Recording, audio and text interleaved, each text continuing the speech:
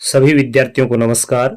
आज के इस वीडियो में हम पढ़ेंगे कक्षा 12 हिंदी साहित्य छंद।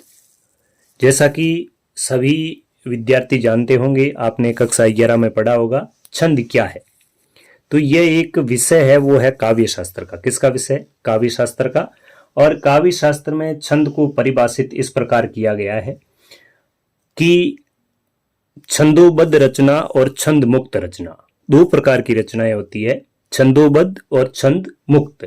यानी जिस रचना में छंद का प्रयोग होता है उसे अपन कहते हैं छंदोबद्ध, और जिसमें प्रयोग नहीं होता है उसे कहते हैं मुक्त छंद। तो सबसे पहले हो सकता है परीक्षा में आपसे पूछा जाए कि छंद क्या है। तो छंद की परिभाषा इस प्रकार है: मात्रा और वर्ण आदि के विचार से होने वाली वाक्य रचना को छंद कहते हैं। यानी ऐसी वाक्य रचना जिसमें मात्रा और वर्णों का विशेष ध्यान रखा गया है और मात्रा और वर्णों की संख्या में या क्रम में उसको बांधा गया है, उसे अपन कहते हैं छंद। अब छंद का सबसे पहले प्रयोग कहाँ मिलता है, यह प्रश्न पूछ ले तो छंद का सबसे पहले प्रयोग मिलता है ऋग्वेद में। ध्यान दें कि छंद का सबसे पहले उल्लेख कहाँ मिलता है, तो वो मिलता है ऋग्वेद में। अब छंद शास्त्र है, उसके आदि प्रणेता कौन है? छंद शास्त्र के आदि प्रणेता कौन है? तो आचार्य पिंगल है। कौन है? आचार्य पिंगल ऋषि। और इसलिए छंद को पिंगल भी कहा जाता है। छंद को पिंगल भी कहा जाता है, यह भी ध्यान दें आप। और इसके बाद बात आती है छंद के प्रमुख अंग कौन कौन से हैं। तो छंद के प्रमुख अंग कौन से हैं, यहां पे आप देख रहे हैं। पहला ही अंग होता है पाद या चरण।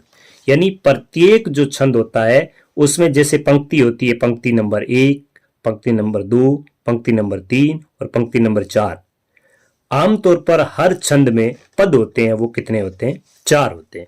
यानी प्रथम पद, द्वितीय पद, तृतीय पद और चतुर्थ पद, उसको अपन कहते हैं 1 और 3, यानी ये हो गए विषम, और 2 और 4 यानी ये हो गए सम। ये पहला है, ये दूसरा है, ये तीसरा है, ये चौथा है। मतलब ये विषम चरण है, ये भी विषम चरण है, दूसरा और चौथा है वो सम चरण है। तो इनको कहते हैं, यानी प्रत्येक पद को अपन क्या कहते हैं? पाद या चरण। इसके बाद आता है मात्रा। मात्रा का मतलब यह है कि किसी भी वर्ण को पढ़ने में या उच्चारण करने में जो समय लगता है, किसी भी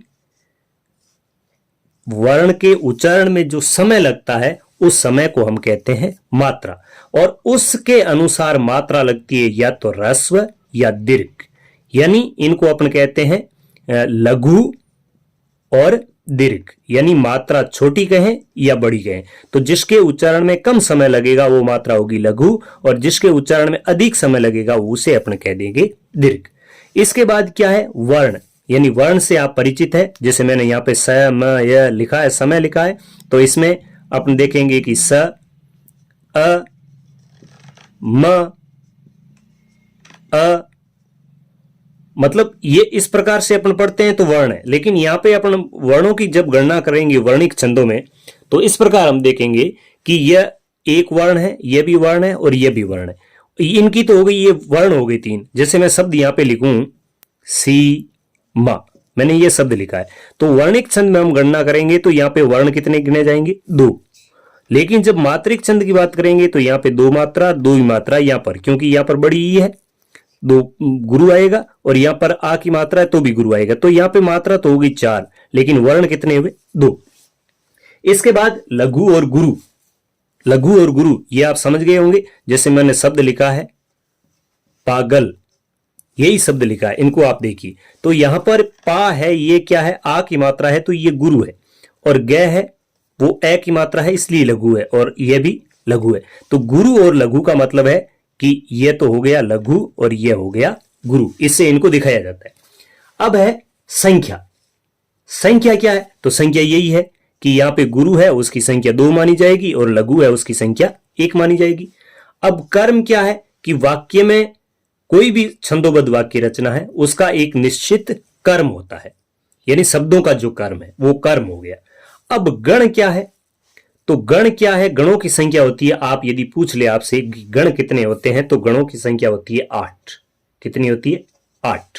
अब 8 गणों की संख्या कौन कौन सी होती है, इसकी हम बात करें तो इसके लिए एक बहुत ही अच्छा सूत्र है, वो मैं आपको बताता हूं। तो गण सूत्र इस प्रकार है, इसको आप ध्यान से देखें। जैसे मैंने लिखा य मा ता रा ज भा न स ल और गा, ये गण सूत्र है। इससे आप आराम से सीख सकते हैं कि गण 8 है वो क्या होते हैं, य माता राज भान स ल और गा। अब इसमें आप यह करें कि सबसे पहले जो है वो होगा गण का नाम, सबसे पहले गण का नाम होगा। तो यहां पे हम लिखेंगे य ग ण, यानी यह के साथ में क्या जोड़ दिया, गण। और इसका सूत्र लिखने के लिए अपने क्या करेंगे, आगे वाले 2 वर्ण हैं वो साथ में ले लेंगे। तो यह की मात्रा है वो 1 लगेगी, मां की मात्रा है वो 2 लगेगी, और ता की मात्रा है वो भी 2 लगेगी। मतलब यगण जो होगा वो आपके लघु, गुरु और गुरु के रूप में लिखा जाएगा, ये हो गया यगण। इसके बाद अपन लेते हैं म, यह के बाद में, तो म से हो जाएगा म ग ण, मगण, ठीक है ना। और इसमें हम क्या करेंगे, मैं से आगे 2 और ले लेंगे, ये म मा ता और रा। तो यहां पे मां और ता और रा लेने से क्या होता है कि तीनों मात्राएं हैं वो है बड़ी, तो गुरु गुरु और गुरु। इसके बाद मैं के बाद क्या आता, त, तो इसको अपन कर देंगे त ग ण, क्या कर दिया, तगण। और तय के बाद आगे के जब 2 लेंगे अपन, तो ता रा जय यहां तक, तो ता की मात्रा 2, रा की मात्रा 2 और जय की मात्रा 1, तो ये तगण का गण सूत्र है, ठीक है। इसके बाद अपन लेंगे रा ज भा, तो रे से रगण, र ग ण, ठीक है। लेकिन होगा क्या, रा की मात्रा 2, जय की मात्रा 1 और भा की मात्रा 2, तो ये रगण का उदाहरण हो गया। अब अपन लेंगे ज गण, तो ज गण में क्या आएगा, ज प्लस क्या हो गया, गण, तो जय की मात्रा 1, भा की मात्रा 2 और न की मात्रा 1। अब जय के बाद क्या आएगा, भगण, तो भ ग ण, इसको लिया तो भा की मात्रा 2, फिर न की मात्रा 1 और स की मात्रा भी 1। अब भय के बाद क्या आएगा, न स और ल, यानी यहां होगा न फॉर नगण, और इसमें क्या होगा, न स और ल, यानी तीनों क्या है, लघु लघु लघु। न के बाद क्या है, स, तो इसको अपन कर देंगे स ग ण, ठीक है। स गण कर दिया तो स की मात्रा हो जाएगी लघु, ल की मात्रा हो जाएगी लघु और ग की मात्रा हो जाएगी गुरु। अब स तक तो अपने ये कर लिया, ये देख लिए, य मा ता रा ज भा न स, कितने हो गए, 1 2 3 4 5 6 7 और 8, 8 तो ये हो गए गण, क्या हो गए, गण। अब लास्ट में क्या आ रहा, ल और ग, ल का मतलब लघु, ल का मतलब लघु और गा का मतलब गुरु।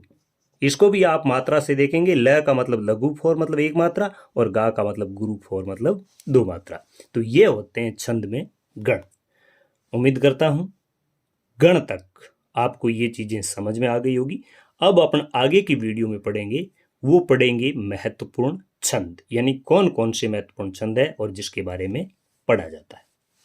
धन्यवाद।